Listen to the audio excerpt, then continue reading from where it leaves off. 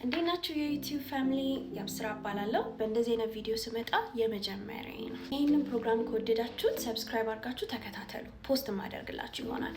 ምንድነው ሁላችንም ላይፋችንን መቀየር እንፈልጋለን።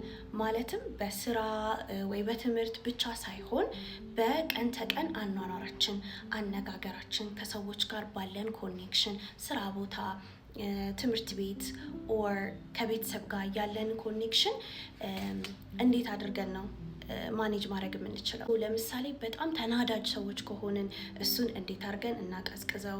እንዴት ጤናችንን እንጠብቅ? እንዴት አድርገን ከሰዎች ጋር ጥሩ ግንኙነት ይኑረን? እንዴት አድርገን ጥሩ ሪሌሽንሺፕ ይኑረን? ጥሩ ትዳር፣ ጥሩ ጓደኝነት፣ ጥሩ ቤተሰባዊነት፣ ጥሩ የስራ ባልደረባነት እንዴት ይኑረን?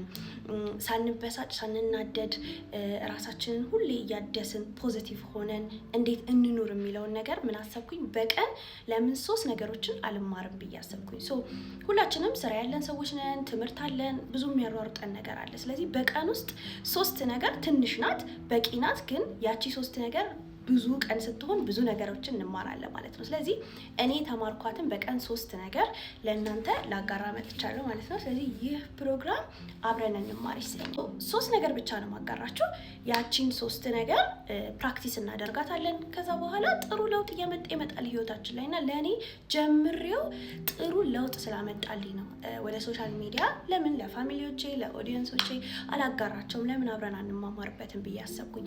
ዛሬ እንደ መጀመሪያ ቀንም የዛሬው ርዕስ የሚሆነው እንዴት ጭቅጭቅን ወደ ንግግር እንቀይር የሚለው ነው። 3 ነጥቦችን ነግራችኋለሁ። በጣም የሚጠቅማችሁን ከሰዎች ጋር ስትነጋገሩ ጭቅጭቅ እንዳይሆን፣ ከዛ በተቃራኒ ደግሞ ንግግር እንዲሆን እንዲያደርግ የሚረዳችሁ 3 ነጥቦች ነግራችኋለሁ።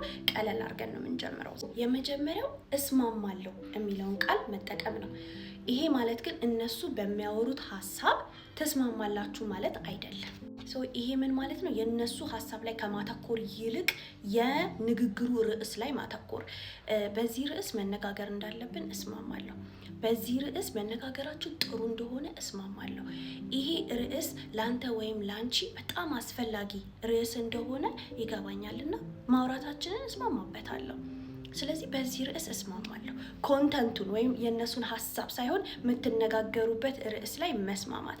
ሰዎች እስማማለሁ የሚለውን ቃል ሲሰሙ ደስ ይላቸዋል። ስለዚህ ምን ያደርጋል? ያስቀመጡትን ግድግዳ ያፈርስባቸዋል፣ ኢጓቸውን ያወርድባቸዋል። ከነሱ ጋር እንደምትስማሙ ነው የሚረዱት ማለት ነው። ስለዚህ እስማማለሁ ስትሏቸው ከጭቅጭቅ ወይ ከንዴታቸው ይበርዱና ለእናንተ ሞር ለማስረዳት ሞር እንድትስማሙ ለማድረግ ቀስ ብለው ማውራት ይጀምራል። አክቹሊ ወርክስ፣ በጣም ነው የሚሰራው። አይ አግሪ፣ ይሄ ነገር መወራት እንዳለበት እስማማለሁ። በዚህ ነገር እስማማለሁ የሚለውን ቃል ንግግራችሁ መሀል ላይ ተጠቀሙት። ሁለተኛው ደግሞ ከዛ ንግግራችሁ ምን እንደተማራችሁ ንገራቸው። ካዳመጥኩሽ በኋላ ይሄ ነገር እንደዚህ እንደሆነ ተምሬያለሁ፣ ኦር ይሄ ነገር የምርም ሊወራበት የሚገባ ነገር እንደሆነ ተምሬያለሁ፣ ኦር ደግሞ መሀል የሆነ ነገር አንስታችሁ እነሱ ሲያስረዷችሁ የሆነ ነገር እንደተማራችሁ የሆነ ነጥብ እንደወሰዳችሁ ንገሯቸው። ማለትም ንግግሩ ላይ የማትስማሙባቸው 80% ነገሮች ሊኖሩ ይችላሉ፣ ግን 20% የምትስማሙበት ነገር ካለ ይሄን ነገር ተምሬያለሁ በሏቸው። እነሱም የሆነ ነገር እንዳስተማሯችሁ ይሰማቸዋል እና ውስጣቸው ደስ ይለዋል፣ ውስጣቸው ይረጋጋል። ስለዚህ የጮሁ ከነበረ እየተናደዱ ከነበረ ረገብ ይላሉ ማለት ነው። እና ዲፌንሲቭ ሰዎች አሉ። በቃ ማለት በጭራሽ አታሳምኗቸውም፣ ድርቅ ያሉ ናቸው፣ በጣም ዲፌንሲቭ ናቸው። እና እነዚህ ሰዎች የሆነ ነገር እኮ እቺን ነገር እኮ ተምሬያለሁ ከዚህ ንግግር፣ ዋው ይሄን ንግግር ስላደረግን በጣም ደስ ብሎኛል፣ ይሄን ፓርት እኮ ካንተ ተምሬያለሁ ስትሏቸው ዲፌንሲቭነሳቸው፣ ድርቅናቸው እዛ ጋር ያከሽማል። አውቀውት ሳይሆን ሳያስቡት ሳይኮሎጂካሊ በጥሩ መንፈስ ትይዟቸዋላችሁ። የሰው ልጅ ደግሞ የሆነ መንፈሱ እርብሽ ሲል ነው ወደ ንዴት፣ ወደ ቁጣ፣ ወደ ጭቅጭቅ የሚገባው። ስለዚህ ልክ እንደዛ ተምሬያለሁ የሆነ ነገር ስትሏቸው ይረጋጋሉ ማለት ነው። ሶስተኛው ንግግር መሀል ላይ ሊሆን ይችላል። ንግግራችሁ ልትቋጩም ስትሉ ከንግግራችሁ የረዳችሁን ነገር ወይም ደግሞ ሄልፕፉል የሆነውን ነገር ትነግሯቸዋላችሁ ማለት ዋው በጣም ይሄ ፓርት እንደዚህ ያልከው ፓርት በጣም ነው የጠቀመኝ፣ በጣም ነው የረዳኝ፣ ይሄን የሆነ ነገር ገልጾልኛል፣ የሆነ ነገር እንዳውቅ አድርጎኛል እና ሄልፕፉል ነው። ሄልፕፉል የሚለውን ወይም ደግሞ ረድቶኛል የሚለውን ቃል ስትጠቀሙ ሰዎች የሆነ ነገር እንዳደረጉላችሁ ስሜት ይሰማቸውና ውስጣቸው ደስ ይለዋል። ሙቹዋል አንደርስታንዲንግ እንዲኖራችሁ ኢንቨስት እንዳደረጉ ይሰማቸዋል።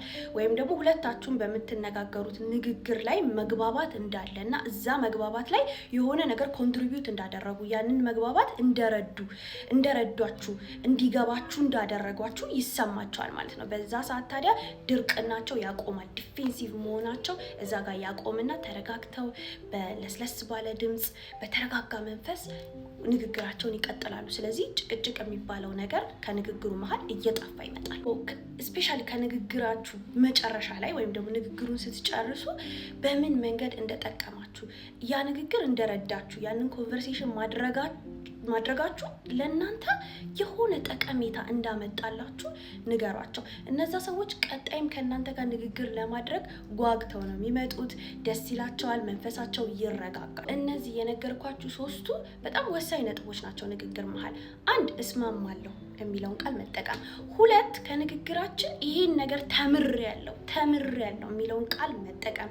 3 ሄልፕፉል ወይም ደግሞ ረድተሽኛል፣ በዚህ መንገድ ከዚህ ንግግር ውስጥ ይሄ ፓርት ረድቶኛል፣ ንግግራችን ረድቶኛል የሚለውን ቃል መጠቀም። እነዚህ 3 ነገሮች የሰውን ኢጎ ያፈርሳሉ፣ የገነቡትን ግርግዳቸውን ይበረቅሳል። ላይክ ኦፕን ሆነው ከእናንተ ጋር ሃፒ ሆነው እንዲያወሩ መጨቃጨቅ ሳይሆን ሞሮፍ ንግግር ቀስ ብለው ተረጋግተው እንዲያዳምጧችሁ ይረዳል ማለት ነው። ሌላው ያው ለነዚህ 3ቱ መሰረት ንግግር ላይ ማዳመጥ ነው ሀ ብሎ ሁሉንም 3ቱንም የሚያስጀምረው። ስለዚህ ሳታዳምጧቸው መሀል ላይ ገብታችሁ እነዚህን 3 ነገሮች ብትጠቀሙ ላይሰራ ይችላል። ማዳመጥ ሀሳባቸው ቢያናድዳችሁም ሀሳባቸው ምንም ሴንስ ባይሰጥም ማዳመጥ የሁሉም እናት ነው ማለት ነው። መጀመሪያ ከማዳመጥ ነው የምትጀምሩት። የሰው ልጅ ስታዳምጡት በራሱ ንዴቱ እየተረጋጋ ንዴቱ እየበረደ ጭቅጭቁ እየተረጋጋና ወደ ንግግር እየተቀየረ ድምጻቸው እየለሰለሰ ድምጻቸው እየቀነሰ ይመጣል ማለት ነው። ከማዳመጥ ከመስማት ትጀምሩና የእናንተ ተራ ሲደርስ እነዚህን 3 ቃላቶች ትጠቀማላችሁ። ሌላው ነገር ደግሞ እነዚህ 3 ቃላቶች የምትጠቀሙት ሰዎቹን ማኒፕሌት ለማድረግ ወይም ደግሞ በውሸት ሳትስማሙ ምንም ሳይረዷችሁ ምንም ነገር ሳትማሩበት አይደለም። አዲሱ ኮንተንት ይሄ ነው ማለት ነው። የምንማማርበት ነገር ስለሆነ ሁላችሁም ትወዱታላችሁ፣ ይጠቅማችኋል ብዬ አስባለሁ። እንግዲህ በቀን ውስጥ 3 ነገር ለመማር ሁላችንም ጊዜው ላይ የለንም አይደለ? ለዛ ነው እኔ አትሊስት እንኳን ትንሿ ማድረግ የምችላት ትንሿ ነገር 3 ነገር መማር ነው። ጊዜ የማይፈጅ 3 ነገሮችን መማረው ከተለያዩ ዩቲዩቦች፣ ከተለያዩ መጽሐፎች፣ ሳይኮሎጂስቶች፣ ቴራፒስቶች ባክግራውንድ ያላቸው ሰዎች፣ እናቶች፣ አባቶች ብዙ ፕሮፌሽናል ሰዎች፣ የድርጅት ሲኢኦዎች፣ የድርጅት ባለቤቶች፣ ባለትዳሮች፣ ብዙ ሰዎች ያጋሯቸው ተመሳሳይ ሀሳቦች። እነዚህ ነገሮች ዲግ አድርጌ አውጥቼ አንብቤያቸው ነው ለራሴ ከተማርኳቸው 3 ነገሮች ለእናንተ ደግሞ ለማጋራት የወሰንኩት ማለት ነው። ስለዚህ እነዚህ 3 ነገሮች ታዲያ ፕራክቲስ መደረግ አለባቸው። ተለማመዷቸው። ከዛ በኋላ ደግሞ ያመጡላችሁን ለውጥ እናወራበታለን ማለት ነው።